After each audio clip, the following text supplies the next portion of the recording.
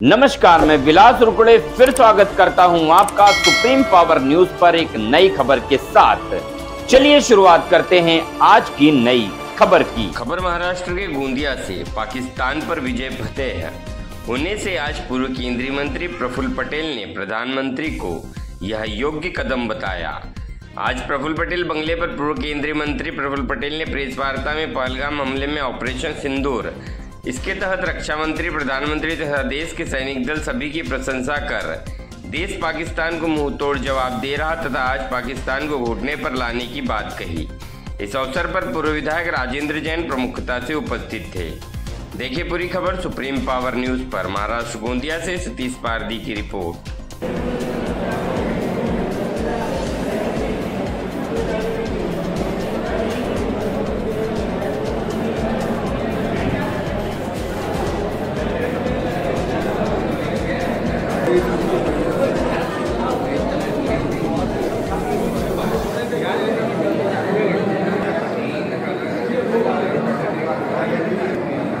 मध्ये अमेरिकाच्या मध्यस्थीनं युद्धविराम काल संध्याकाळी 5 वाजता जाहीर करण्यात आला आणि त्याच्यानंतर रात्री 8च्या सुमारे पाकिस्तानच्या कडून अनेक ड्रोनचे हल्ले आपल्या सीमेवर झाले।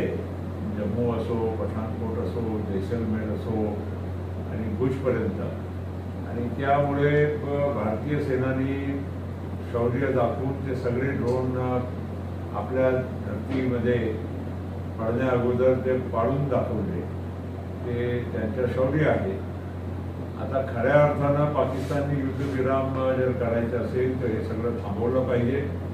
काल रात्री तसा सूचक इशारा आपल्या भारताच्या वतीनं आपले परराष्ट्र सचिव यांनी दिलेला आहे आणि आजच्या दिवस आपण बघू।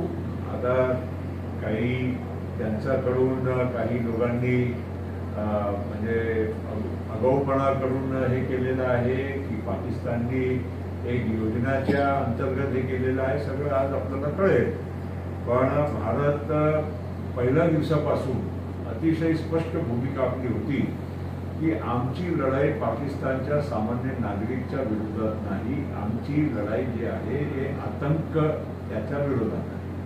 आणि पहलगाममध्ये आतंकवादी आपल्या देशामध्ये घुसून त्यांनी आपल्या 26 नागरिकांना आणि खास करून ज्या पद्धतीनं त्यांना मारलं हे अतिशय म्हणजे घृणास्पद आहे।